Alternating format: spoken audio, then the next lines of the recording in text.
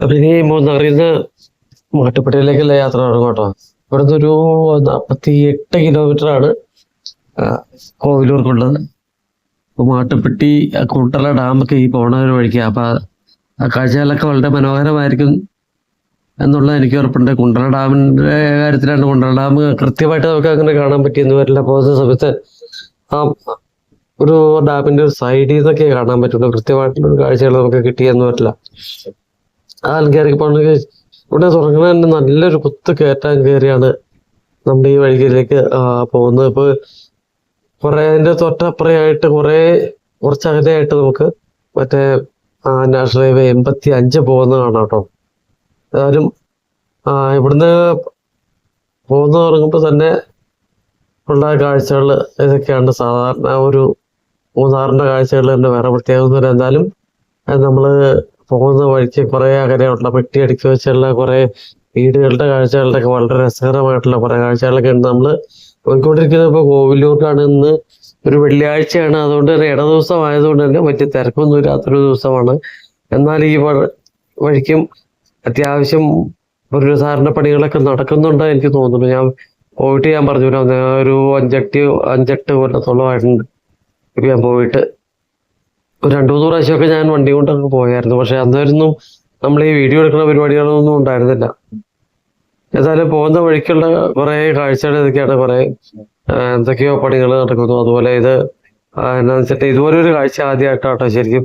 അതായത് ഒരു JCB വെച്ച് ആ തേയില ചെടികളൊക്കെ പറിച്ചിട്ടിരിക്കുകയാണ്. മിക്കവാറും അത് റീപ്ലാന്റ് ചെയ്യാറായതായിരിക്കും. അതുകൊണ്ട് അതിനുള്ള വർക്കുകൾ ചെയ്തുകൊണ്ടിരിക്കുകയായിരിക്കും എന്ന് എനിക്ക് തോന്നുന്നു. അതേപോലെ തന്നെ നമ്മൾ ഈ ഒരു നല്ല വേനൽ സമയത്താണ് ചെല്ലുമ്പോഴത്തേക്കും കുറെ സ്ഥലങ്ങളിൽ ഇതുപോലെ റീപ്ലാന്റ് ചെയ്യുക അല്ലെങ്കിൽ വെട്ടി ഒതുക്കി നിർത്തിയിരിക്കുന്നതൊക്കെ തേയില ചെടികളുടെ അങ്ങനെ പണികൾ നടക്കുന്ന കുറെ കാഴ്ചകളൊക്കെ ഉണ്ട്. അത് ഈ സമയത്ത് മാത്രം. പ്രത്യേകിച്ചും മഴയായി കഴിഞ്ഞാൽ ഇനിയിപ്പോൾ അതുപോലെയുള്ള കാഴ്ചകളൊന്നും ഉണ്ടാവില്ല. ഇവിടെ തന്നെ ഉണ്ടല്ലേ ആ തേയിലച്ചെടികളുടെ കൃത്യമായിട്ടുള്ള മനോഹര കാഴ്ചകൾ വളരെ കുറവാണ്. കാരണം എന്താ വെച്ചിട്ടുണ്ടെങ്കിൽ മിക്കവാറും ഇതൊക്കെ ഒന്ന് റീപ്ലാന്റ് ചെയ്യാനോ അല്ലെങ്കിൽ ഒന്ന് വെട്ടി അറേഞ്ച് ചെയ്യാനൊക്കെ ഉണ്ടാവും. അപ്പൊ അതിന്റെ പണികൾ നടന്നുകൊണ്ടിരിക്കുകയാണ്. അവിടുന്ന് കുറച്ചും കൂടി മുൻകൂട്ടി ചെല്ലുമ്പോഴത്തേക്കുള്ള കാഴ്ചകൾ ഇതൊക്കെയാണ്. ഇവിടെ ശരിക്കും ഒരു നമ്മൾ കയറിയൊക്കെ ചെല്ലുമ്പോൾ തന്നെ ഒരു ചെറിയൊരു കോട്ടവാതിലോ അല്ലെങ്കിൽ ഒരു വാതിൽ പോലെയാണ് ഈ നമ്മൾ കയറി ചെല്ലുന്ന ഒരു സ്ഥലത്തേക്ക്. അപ്പോഴത്തേക്കും ആ തേയില ചെടികളുടെ ഒക്കെ മനോഹര കാഴ്ചകളൊക്കെ തേയിലത്തോട്ടങ്ങളുടെ ഒക്കെ കാഴ്ചകളൊക്കെ കണ്ടുപിടിക്കുന്നുണ്ട്. മിക്കവാറും ഇതെനിക്ക് തോന്നുന്നു മാട്ടുപ്പെട്ടി കണ്ണൻദേവന്റെ മാട്ടുപ്പെട്ടി ടീ എസ്റ്റേറ്റ് അങ്ങനെയാണ് ഇവിടെ എഴുതി വെച്ചേക്കുന്നത്. അപ്പൊ ആ പോണ വഴിക്കൊക്കെ കുറെ വഴിയോര കടകളിലൊക്കെ ഉണ്ട്. നമുക്ക് ചെറിയ രീതിയിലുള്ള ഭക്ഷണങ്ങളൊക്കെ കിട്ടുന്ന രീതിയിലുള്ള സ്നാക്സ് അങ്ങനെയുള്ള കാര്യങ്ങൾ. മിക്കവാറും ഇവരുടെ ഒക്കെ ഒരു മെയിൻ ഒരു ഭക്ഷണം എന്ന് വെച്ചിട്ടുണ്ടെങ്കിൽ മാഗിയാട്ടോ. മാഗി നൂഡിൽസ് മുട്ടയിലിട്ട് എന്തൊക്കെയോ ചെയ്ത് തന്നെ. നമ്മൾ പിന്നെ നോൺ വെജ് കഴിക്കില്ലാത്തതുകൊണ്ട് നമ്മൾ അതിനെ കുറിച്ച് കൂടുതൽ ചെയ്തിട്ടില്ല. പക്ഷെ എന്താണെന്ന് വെച്ചിട്ടുണ്ടെങ്കിൽ നല്ല ഫ്രഷ് ആയിട്ടുള്ള ക്യാരറ്റ് നമുക്കിവിടെ കിട്ടും. നേരിട്ട് കഴിക്കാൻ പാത്രം നല്ല ക്ലീൻ ആക്കി അവര് അവിടെ ഇഷ്ടം പോലെ വെച്ചിട്ടുണ്ട്. അതിന്റെ ക്യാരറ്റ് പറിച്ച വഴി തന്നെയാണ് അവര് നന്നായിട്ട് കഴുകിയ വെച്ചിട്ടുണ്ട്. അത് നല്ല രസമാണ്, പിന്നെ നല്ല ടേസ്റ്റ് ഉള്ളതാണ്. ഇവിടെ ഈ ഒരു വണ്ടി കൊളുന്ത് കയറ്റിയിരിക്കുന്ന വണ്ടിയാണ്. അപ്പൊ അത് ഇവിടെ അടുത്ത് തന്നെ മാട്ടുപ്പെട്ടി ടീ എസ്റ്റേറ്റിന്റെ തൊട്ടപ്പുറം കാണുന്നതാണ് ടീ കമ്പനി ഉണ്ട്. അപ്പൊ ആ ഒരു കമ്പനിയിലേക്ക് മിക്കവാറും കൊണ്ടുപോകുന്നതായിരിക്കും. അതിൽ അവിടെ കഴിഞ്ഞ് പോയപ്പോൾ ആ ഫ്രണ്ടിൽ കാണുന്നത് തന്നെയാണ് മാട്ടുപ്പെട്ടി ഒരു ചായപ്പൊടി കമ്പനി. അത് തന്നെയാണ് എല്ലാം കണ്ണൻദേവൻ ടാറ്റയുടെ തന്നെ. മൊത്തം ഇവിടെ ടാറ്റ മാത്രമേ ഉള്ളൂ. അങ്ങനെ ഞങ്ങള് വണ്ടി അപ്പൊ അതൊക്കെ മാട്ടുപ്പെട്ടി ഡാമിന്റെ പ്രദേശത്തേക്ക് വന്നുകൊണ്ടിരിക്കുകയാണ്. ഇതാണ് മാട്ടുപ്പെട്ടി ഡാമിന്റെ മനോഹര കാഴ്ച. അതിലെ റിസർവറിന്റെ ഒക്കെ കാഴ്ചകൾ നല്ല രസമാണ്. പക്ഷെ ഇവിടെ എന്താ വെച്ചാൽ വളരെ വീതി കുറവായിട്ട് റോഡിന്. ഞാൻ ഏതായാലും ആ ഡാമിലെ റിസർവറിന്റെ മാത്രം കാഴ്ചകൾ. കാരണം ഇപ്പൊ നല്ല വേനൽക്കാലം ആയതുകൊണ്ട് തന്നെ കാര്യം നല്ല രീതിയിലുള്ള മഴയൊക്കെ കിട്ടിയിട്ടുണ്ട്. വേനൽ മഴകളൊക്കെ ഇഷ്ടം പോലെ കിട്ടിയിട്ടുണ്ട്. അതുകൊണ്ട് വെള്ളമുണ്ട്, എന്നിരുന്നാൽ പോലും വെള്ളം കുറവാണ്. അങ്ങ് അകലെയായിട്ട് ഒരു ബോട്ട്, ഇവിടെ ഒരു ബോട്ട് ക്ലബ് ഉണ്ട്. നമുക്ക് വേണമെങ്കിൽ അവിടെ ബോട്ടിങ് ചെയ്യാവുന്നതാണ്. പിന്നെ ഒരു എക്ക പോയിന്റ് ഉണ്ട്. അതൊക്കെ ഞങ്ങൾ വരും കുറച്ച് ഫ്രണ്ടിലേക്ക് ഒരു 1-1.5 കിലോമീറ്റർ ഒക്കെ ചെല്ലുമ്പോഴത്തേക്കും ഈ കാഴ്ചകളൊക്കെ നമുക്ക് കാണാവുന്നതാണ്. പക്ഷെ ഞാൻ ഇവിടുത്തെ ഏറ്റവും വലിയ പ്രശ്നം എന്ന് വെച്ചിട്ടുണ്ടെങ്കിൽ നമ്മള് വണ്ടി പരമാവധി 2 സൈഡും ഒരു സൈഡ് മാത്രം ചേർത്തിടാൻ നോക്കുക. ഇവിടെ മിക്കവാറും എല്ലാ സഞ്ചാരികളും ഇന്നിപ്പോൾ ഇട ദിവസം ആയതുകൊണ്ടാണ് ഞാൻ അതുപോലെ 10 മണി അങ്ങോട്ട് കഴിഞ്ഞിട്ടേ ഉള്ളൂ. അപ്പോൾ അതുകൊണ്ട് സഞ്ചാരികളുടെയൊക്കെ വണ്ടികളൊക്കെ വളരെ കുറച്ചാണ് വരുന്നുള്ളൂ. എന്നാലും മുകളിലേക്ക് ചെല്ലുമ്പോൾ ഞാൻ നേരത്തെ പറഞ്ഞ ഈക്കോ പോയിന്റിന്റെ അടുത്തൊക്കെ നല്ല രീതിയിലുള്ള തിരക്കുണ്ടാവാൻ സാധ്യതയുണ്ട്. മാട്ടുപ്പെട്ടി ജലാശയത്തിന്റെ കാഴ്ചകൾ വളരെ മനോഹരമാണ് അതിൻ്റെ ഇടയ്ക്ക് പോകുമ്പോൾ. അങ്ങനെ ഇനി ഏകദേശം ഒരു 35ഓളം കിലോമീറ്റർ കൂടെ ഉണ്ട് നമ്മുടെ കോഴിക്കോട്. ഇവിടെ മുഴുവൻ യൂക്കാലിപ്റ്റസിന്റെ ആ ഒരു തോട്ടം എന്ന് തന്നെ പറയാം. യൂക്കാലിത്തോട്ടം തന്നെയാണ്. മിക്കവാറും ഇതൊക്കെ വെട്ടി എനിക്ക് തോന്നുന്നു ഈ സാധനം മുഴുവൻ ഈ യൂക്കാലി മുഴുവൻ വിറകിന്റെ ആവശ്യത്തിനായിട്ടാണ് ഉപയോഗിക്കുന്നത് എന്ന് എനിക്ക് തോന്നുന്നു. ഏതായാലും ഇവിടുന്ന് കുറച്ചുകൂടെ മുമ്പ് ഇതാണ് ഇക്കോ പോയിന്റിന്റെ കാഴ്ചകളാണ്. ഇക്കോ പോയിന്റ് ഇതിന്റെ ഉള്ളിലേക്ക് നമ്മൾ കുറച്ച് ഇറക്കി ചിലപ്പോൾ വളരെ മനോഹരമായിട്ടുള്ള കാഴ്ചകളുടെ ഒരു ഈ കടകളുടെയൊക്കെ പുറകിലായിട്ട് ഇതൊക്കെയാണ് ഇക്കോ പോയിന്റിന്റെ കാഴ്ചകൾ എന്ന് പറയുന്നത്. അപ്പൊ നമുക്ക് അവിടെ ഇറങ്ങി ആ ജലാശയത്തിനെ കൂടെ ഇപ്പൊ ഇറങ്ങി ചെല്ലാം, കൂടുതൽ ഇറങ്ങി ചെല്ലാം. കാരണം വെള്ളം വളരെ കുറവാണ്. നല്ല ഇതുള്ള സമയത്താണെങ്കിൽ നല്ല രീതിയിലുള്ള വെള്ളം ഉണ്ടാവുകയും ചെയ്താൽ. ഇതുപോലെ ഞാൻ ആദ്യം നേരത്തെ പറഞ്ഞ പോലെ തന്നെ ഈ ഇവിടെയൊക്കെ തേയിലച്ചെടികൾ നിന്നിരുന്ന സ്ഥലങ്ങളാണ്. അത് മിക്കവാറും ഇപ്പൊ റീപ്ലാന്റ് ചെയ്യുന്നതിനാണ് എന്നാണ് തോന്നുന്നത്.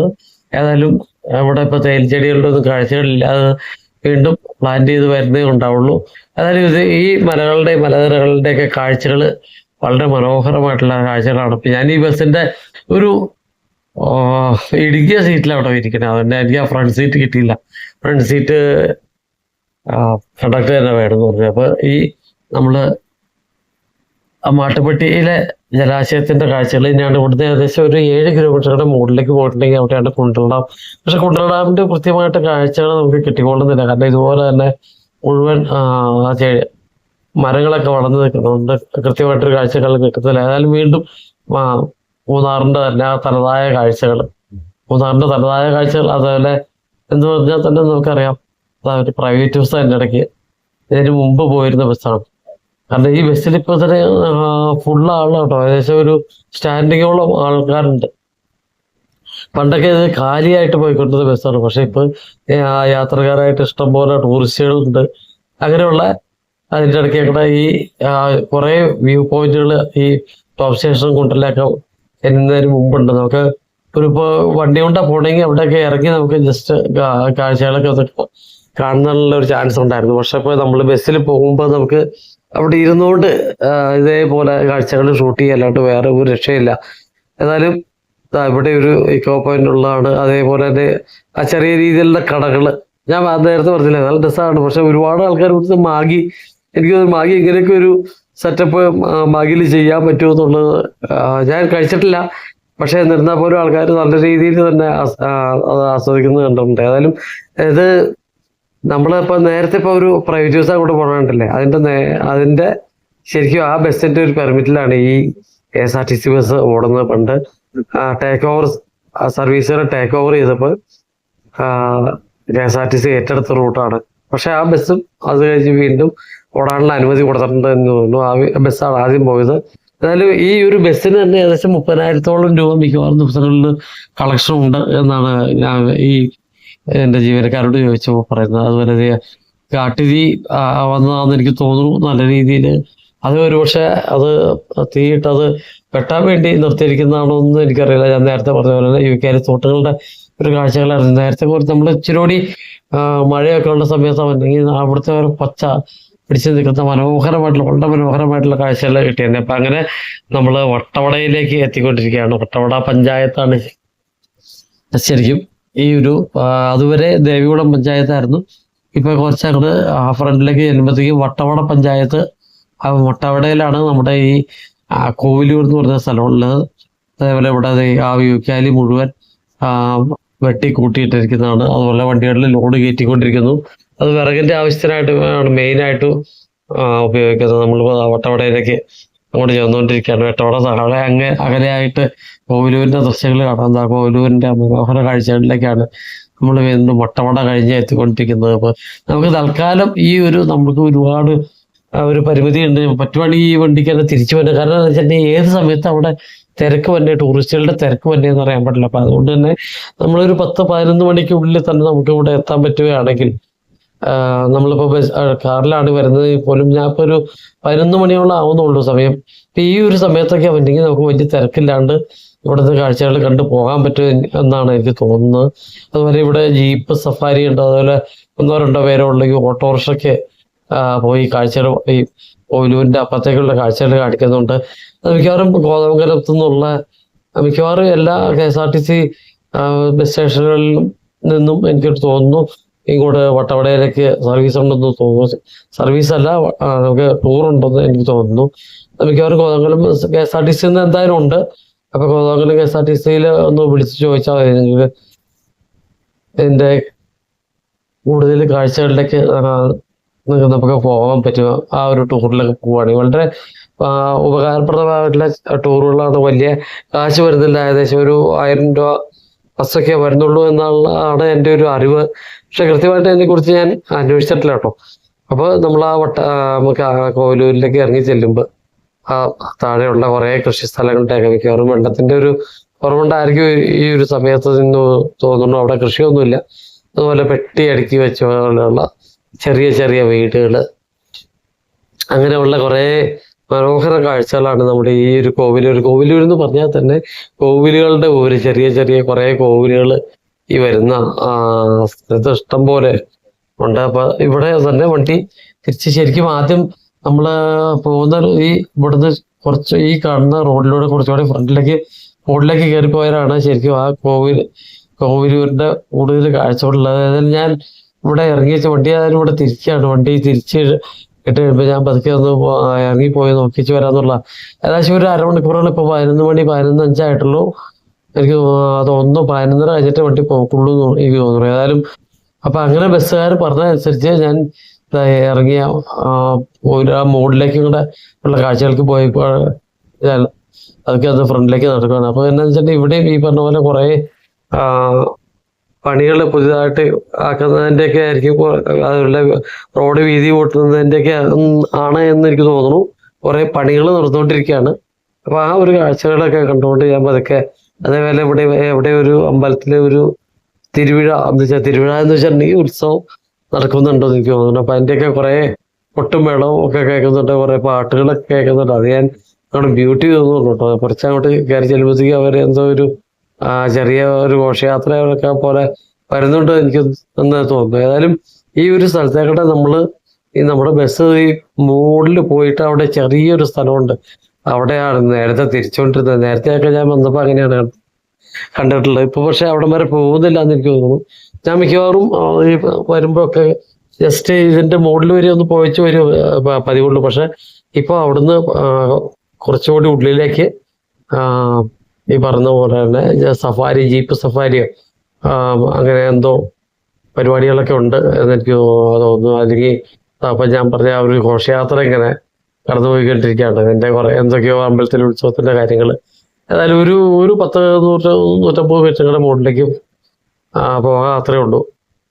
ഇവിടുത്തെ കാഴ്ചകൾ അങ്ങനെയൊക്കെയുള്ള കാഴ്ചകളാണ്. പ്രത്യേകിച്ചും ആ പഴയ ഒരു തമിഴ്നാട് ഗ്രാമത്തിൽ ചെന്നാലുള്ള പോലത്തെ കാഴ്ചകളാണ്. തൊട്ട് ഇതിനെയൊക്കെ അതിരിട്ട് നിൽക്കുന്ന ആ മനോഹരമായിട്ടുള്ള സഹ്യപർവ്വത നിരകളുടെ കാഴ്ചകൾ, വളരെ മനോഹരമായിട്ടുള്ള കാഴ്ചകളുണ്ട്. അങ്ങനെയുള്ള വളരെ രസകരമായിട്ടുള്ള കുറേ കാര്യങ്ങൾ ഉള്ള ഒരു സ്ഥലമാണ്. അപ്പോൾ എങ്ങനെയാലും നമ്മളിവിടെ വന്ന് ജസ്റ്റ് ഒന്ന് എക്സ്പീരിയൻസ് നമുക്ക് ചെയ്യാൻ പറ്റിയൊരു സ്ഥലമാണ്. അതായത് അത് വരികയാണെങ്കിൽ പറഞ്ഞ പോലെ ഇട ദിവസങ്ങളിൽ നിങ്ങൾ വരിക. അപ്പോൾ വളരെ തിരക്കുകളുണ്ടാവും, അല്ലെങ്കിൽ ചിലപ്പോൾ ഒരു പക്ഷേ ഇങ്ങോട്ട് എത്താൻ പറ്റിയെന്ന് പോലും പറ്റില്ല എന്നാണ് മിക്കവാറും വണ്ടിക്കാരൊക്കെ ഈ ബസ്സുകാരൊക്കെ പറഞ്ഞത്. ഒരു പക്ഷേ മാട്ടുപ്പെട്ടിയൊക്കെ തിരക്കായി കഴിഞ്ഞാൽ ഈ ബസ്സിന് പോകുന്നുണ്ടെങ്കിൽ മാട്ടുപ്പെട്ടിയൊക്കെ നമുക്ക് എന്തായാലും കടന്നു വരാൻ പറ്റും. തിരിച്ച് ഒരു ബസ് KSRTC തന്നെ 1 മണി വരെ ഇവിടുന്ന് തിരിച്ച് ബസ്സുണ്ട്. അപ്പോൾ 2 മണിക്കൂറാണ് നമുക്ക് ഇവിടെ കിട്ടുള്ളൂ. അല്ലെങ്കിൽ നമ്മൾ വേറെ വണ്ടി കൊണ്ട് വന്നാലാണ് പിന്നെ കൂടുതൽ കാഴ്ചകളിലേക്ക് നമുക്ക് ഇവിടുന്ന് പോകാൻ പറ്റുള്ളൂ. ഇപ്പോൾ ഏതായാലും ആ മോഡിലേക്ക് കയറി ഒരു തെറ്റില്ലാത്തൊരു നല്ലൊരു തരത്തിലുള്ള കയറ്റം കേട്ടോ. അപ്പോൾ അത് മോഡിലേക്ക് കയറി വരുമ്പോഴുള്ള കാഴ്ചകളൊക്കെ ഇതാണ്. ഒരു വളരെ പഴയ തമിഴ് ഗ്രാമം, കേരളത്തിലുള്ള ഒരു തമിഴ്നാട് ഗ്രാമം എന്ന് തന്നെ പറയാം. ഇവിടെ എനിക്ക് തോന്നുന്നു അധികം തമിഴ് വംശജരാണ് കൂടുതൽ എന്നെനിക്ക് തോന്നുന്നു. ഏതായാലും ഇവിടുത്തെ ഈ കാഴ്ചകൾ ഇത്രയ്ക്കാണ്. മനോഹരമായിട്ടുള്ള വളരെ ലളിതമായിട്ടുള്ള ഒരു ഗ്രാമത്തിന്റെ കാഴ്ചകളാണ്. ഇവിടെ ഒരു അമ്പലം, ഒരു കോവിലുണ്ട്. ആ കോവിലിൽ നിന്നുള്ള തിരുവിഴയുടെ ഉത്സവത്തിന്റെ ആ ഒരു ഘോഷയാത്രയാണ് നമ്മൾ പോയത്. അതൊരു ഒരു മഹാത്മാഗാന്ധിയുടെ ഒരു പ്രതിമ നമ്മൾ കണ്ടില്ലേ. അതേപോലെ അത്രയ്ക്കേ ഉള്ളൂ കേട്ടോ. നമ്മള് അതല്ലെങ്കിൽ കൂടുതൽ ഒരു ഇന്നോവ ക്രിസ്റ്റ കയറി പോണ പോക്കുണ്ടോ. ഇത് മിക്കവാറും എനിക്ക് തോന്നുന്നു ആ കാഴ്ചകളിലേക്ക് പോകുന്നതാണ് എനിക്ക് തോന്നുന്നു. നല്ല രീതിയിലുള്ള ഓഫ് റോഡിങ് ആണ്. അതായത് നല്ലൊരു ഓഫ് റോഡിങ് എക്സ്പീരിയൻസ് നമുക്ക് ഇവിടെ ഇഷ്ടംപോലെ ജീപ്പും ഓട്ടോയൊക്കെ പോകാൻ റെഡി ആയിട്ട് കിടപ്പുണ്ട്. ഒരുപാട് ആൾക്കാരത് വിളിച്ച് പോകുന്നുണ്ട്. ഞാനിപ്പോൾ ഏതായാലും സോളോ ആയതുകൊണ്ട്, ഒറ്റയ്ക്ക് ആയതുകൊണ്ട് ഈ പറഞ്ഞ പോലെ അതിനൊന്നും തൽക്കാലം പോകുന്നില്ല. അതുകൊണ്ട് ഈ ഇവിടെ വരെ വരിക എന്നുള്ളത് മാത്രമേ തൽക്കാലം ഉദ്ദേശിച്ചിട്ടുണ്ടായിരുന്നുള്ളൂ. അപ്പൊ തൽക്കാലം ഇപ്പൊ ഞാൻ തിരിച്ച് മടങ്ങാനുള്ള ഒരു പരിപാടിയാണ്. ആ വനനിരകളുടെയൊക്കെ മനോഹര കാഴ്ചകൾ ഒരിക്കൽ കൂടി പകർത്തിക്കൊണ്ട് ഞാൻ ഈ പതുക്കെ ഈ തിരിച്ചു പോകാനുള്ള പരിപാടിയിലേക്കാണ്. ഇപ്പൊ ഏതായാലും ഇപ്പൊ 12:10 ആ കഴിഞ്ഞിട്ടേ ഉള്ളൂ. ഏതായാലും ഒരു 20 മിനിറ്റ് കഴിഞ്ഞ് നമ്മുടെ വന്ന ബസ് പോക്കുള്ളൂ. അപ്പൊ ആ വന്ന ബസ്സിൽ തന്നെ തിരിച്ചു പോവുക എന്നുള്ള ലക്ഷ്യത്തോടെ ഞാൻ തിരിച്ച് ഏതായാലും നടക്കാൻ പോവുകയാണ്. അപ്പോൾ ഓക്കെ, ഗുഡ് ബൈ.